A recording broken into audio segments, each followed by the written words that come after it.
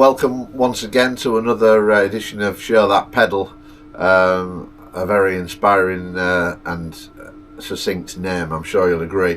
Thanks to all the friends, followers, fans of Blues Boy Kings that watch the programme and comment on the content. It's a great pleasure to read the questions and comments that come in. Thank you for that. Thanks to Andy Benny from Benny's Britain for filming this.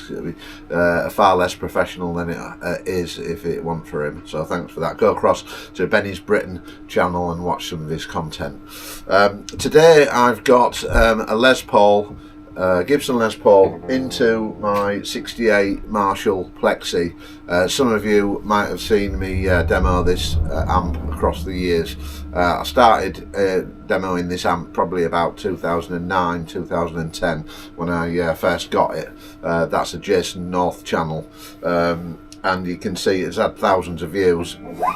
And today I'm running this into two pre-roller greenbacks. I'm keeping it fairly quiet so that it doesn't sort of go over the 100 watt or over the 50 watts that the two speakers can handle. This is the clean tone.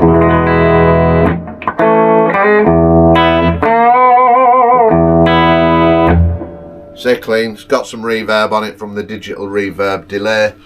It's on number 9, which actually, yeah, is just reverb.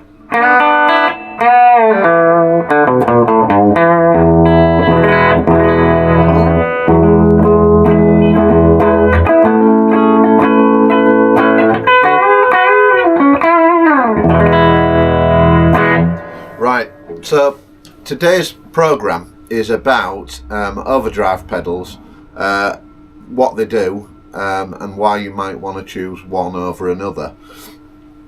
The MXR Wylde overdrive, which is the second pedal along, has been my favourite overdrive throughout the years. I've had it on my board on and off, and more recently managed to get a Vertex Ultraphonics, which again is different sort of overdrive. That's a Marshall overdrive. The John Bull, which is by Codeworks, that is a Marshall style overdrive as well. The Ultraphonics isn't a Marshall style overdrive. I guess it's a Dumble style overdrive. The Twimble by Mad Professor, I think it is, that's also a Dumble style overdrive. So we'll see what they sound like, where we have to put the knobs in order to get the levels right. So this is the John Bull.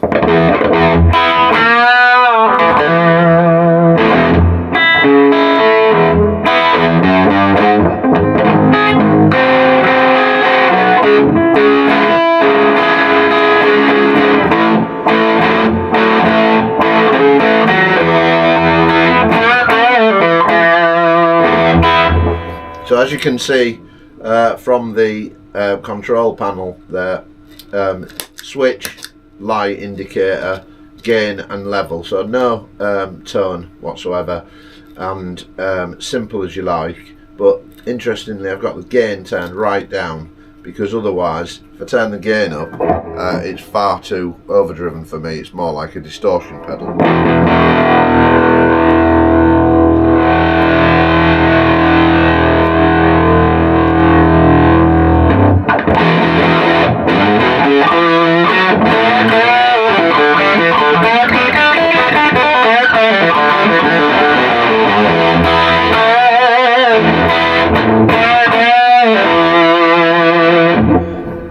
So you have to push the volume level quite high to get that unity, because the amp is quite loud, even though it's only on, well, it's on less than 2.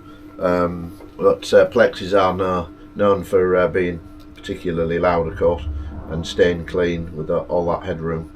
So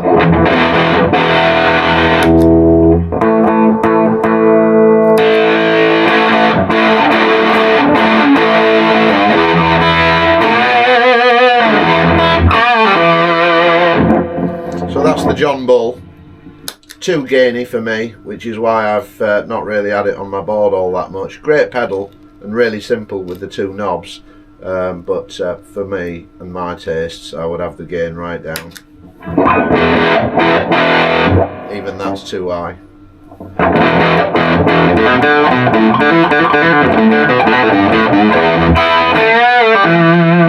That's more like a JMP sort of a sound. I suppose there would be more like a JCM 800 sort of a sound on just under half, 10 o'clock. And then by the time you get past 12 o'clock, it's sort of, you know, JCM 900 and then TSL sort of levels of gain.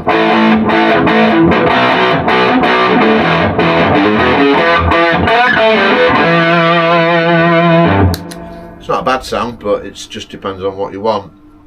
Going on to the Wylde overdrive by MXR then, as I say, one of my favourite overdrives over the years. But as I've plugged it in this morning, I mean, it's got some problems with it, but it's battery powered as well, and the battery's going flat. But have a listen to what that sounds like.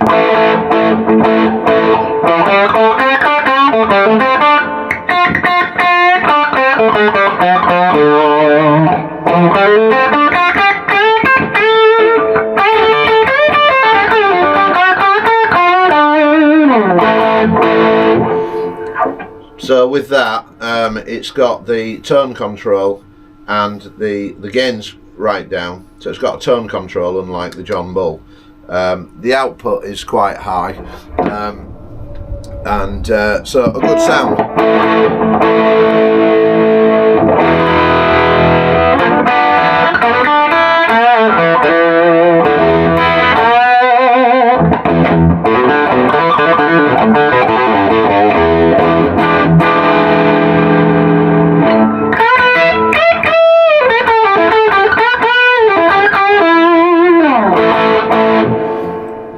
What's always impressed me about the MXR is that it sounds like a JMP being driven. It sounds quite natural to me, like where we heard with the John Bull. It sounds quite overdriven, it's quite fizzy, it's a little bit too much, and it sounds false for that reason.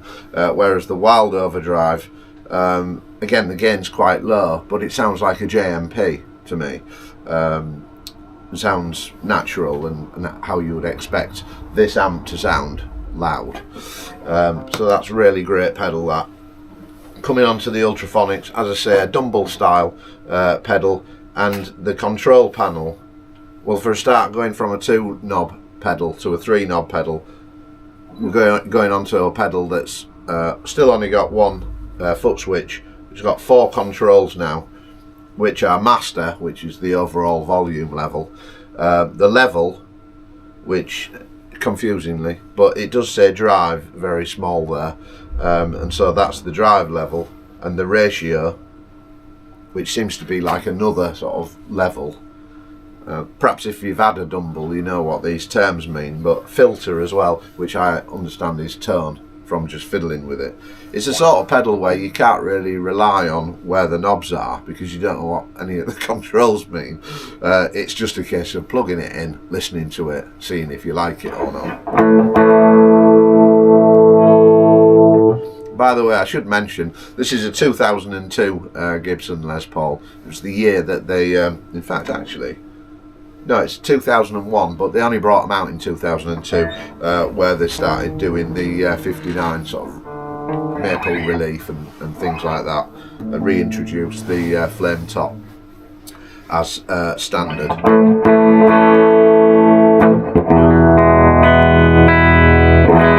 Right, so now the Ultraphonics by Vertex, and the master is pushed to about 2/3. The drive level is about 2/3. This is the other awkward thing about the Ultraphonics knobs, is that they've just got a slot in there, which is good so you don't catch your foot on them, but it doesn't really tell you whether it's on 0 or if it's on 6, you know, so you have to really tweak the knob just to find out where it actually is. So there we are, Ultraphonics Vertex.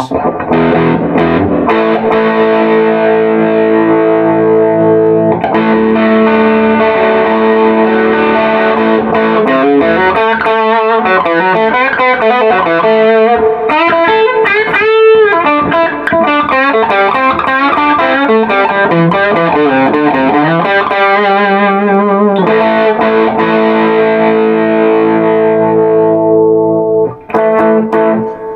so it's an expensive pedal that. I mean, it retailed about 200 quid, probably $200 in America, what with everything being cheaper there that's American, for obvious reasons. But yeah, not really, I don't really like it. It's not smooth. It's a bit, sounds a bit harsh to me.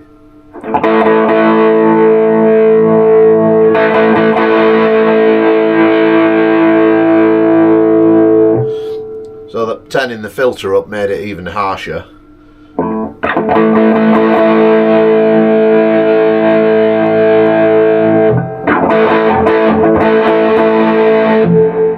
The ratio seems to be like a little bit of a mid boost, which is giving it more drive again, over and above what the level drive is giving it.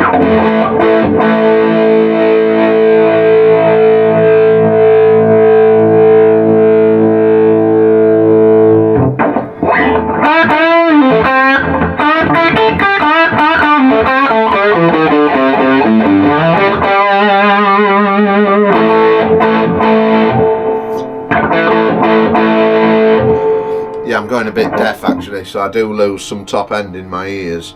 So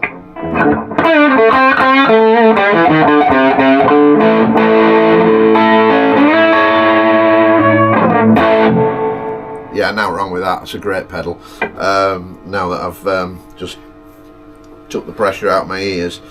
Yeah, lovely.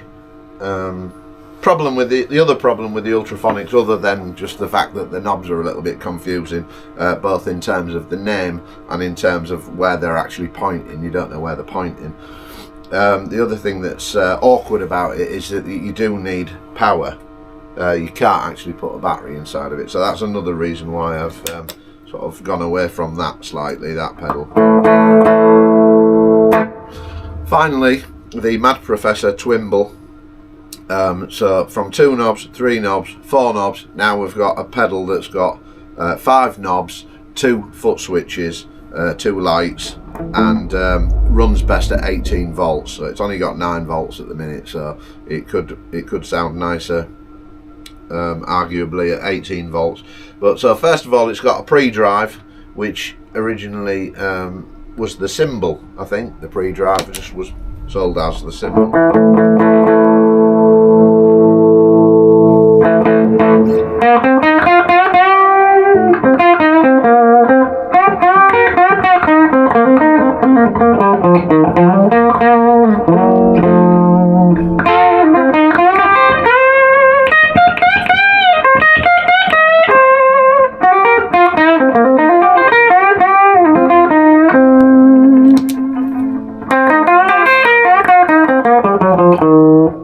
Yeah, so quite a volume boost there. Interestingly, with the pre-drive side, you just get hot or cool. You don't get to, you know, fiddle with the tone of it just yet. So I think it either goes up by, you know, let's say for instance 3 decibels and then 5 decibels to the hot.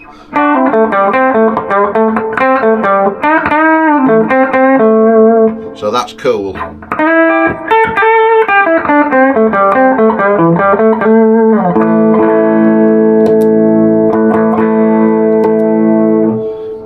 Yeah, so that sounds like a bit of a, say, a 3 decibel boost that you might sort of give yourself with a slight tweak on a Boss GE7. Quite popular as a sort of boost pedal, the GE7. Might have mentioned that before. So, and you can obviously put the tone wherever you want to focus those, if it's the mids or anything else, as well as just a clean boost. This is just a clean boost when it's on cool, and when it's on hot, as we heard before, it's quite a lot louder and quite a lot beefier.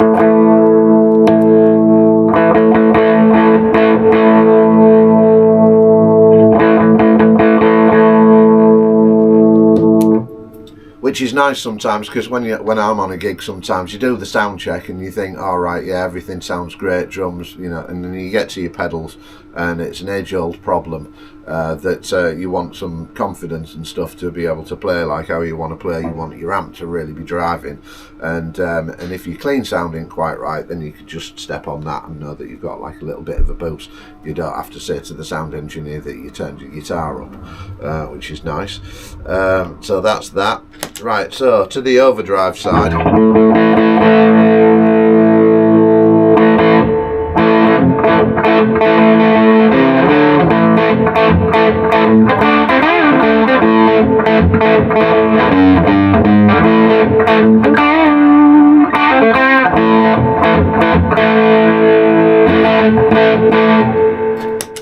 So again, with the Twimble, not a straightforward pedal to just easily get a decent sound out of, not least because you don't really know what the knobs are doing or what they're called, similar to the Ultraphonics.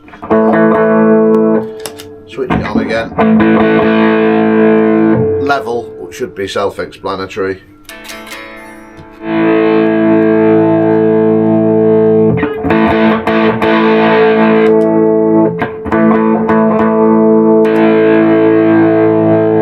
Yeah, so I have to really push it to nearly 3/4 on, nearly 3 o'clock there, just to get that unity volume that I couldn't think of the word of earlier. So then we've got sensitivity. Well, what does that mean?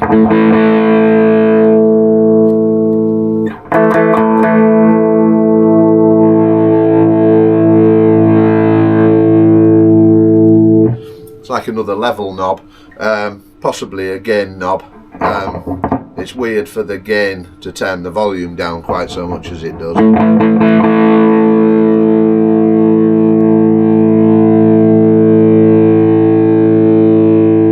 Yeah, so that starts getting quite fizzy there at again nearly 3 o'clock, and I've backed the level knob down a bit slightly as well, just to compensate.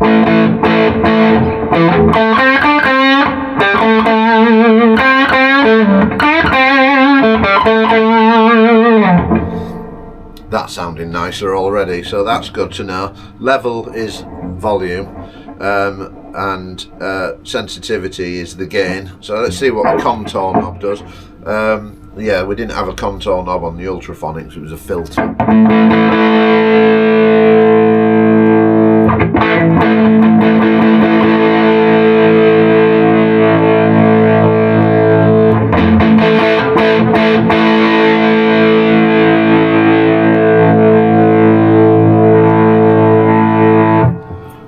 Too sure what that's doing. I think it is like maybe where the mids are focused, as a sort of subtle tone control. Hopefully the accent is the tone control.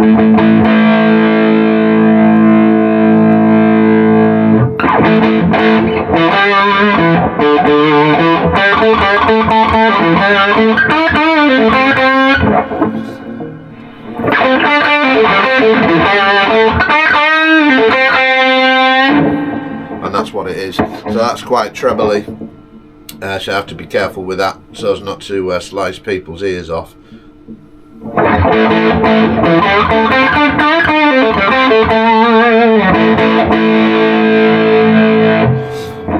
Yeah, so I mean, in summary, really, I think that that Twimble, again, great pedal.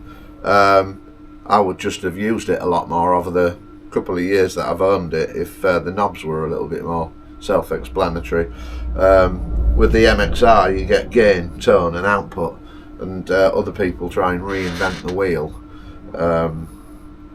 by bringing out effectively a same, you know, type of pedal, boost pedal, overdrive pedal, whatever it is you want to call it, and giving it fancy names. I don't really see the point. In fact, it's counter-intuitive really, because then guitarists don't want to use it, which is a shame because they're good pedals. That's just to demonstrate with the pre-drive going into the overdrive.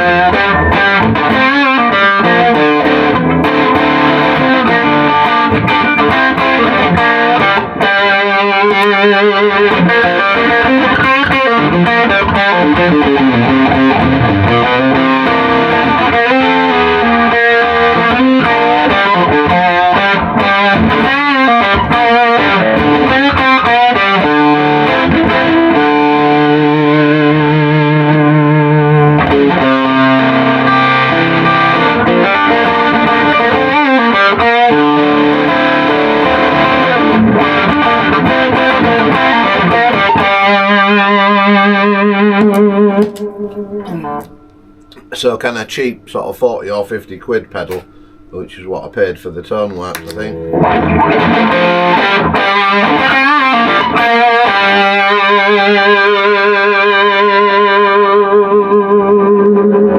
So can that sound as good as a 250 quid pedal like the Twimble?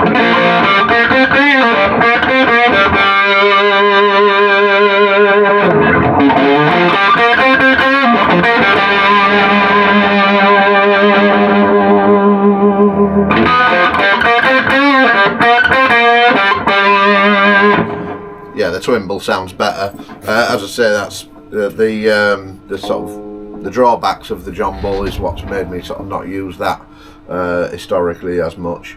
But yeah, some great tones there. Let me know what you think, which pedal you might sort of choose out of those. If you think that there's one that I should have featured in there, like the Behringer Klon for instance, then let me know about that. But yeah, please do like and subscribe the video, share it, click the bell so that you get notifications, and thanks for watching. I'll see you next time. Cheers.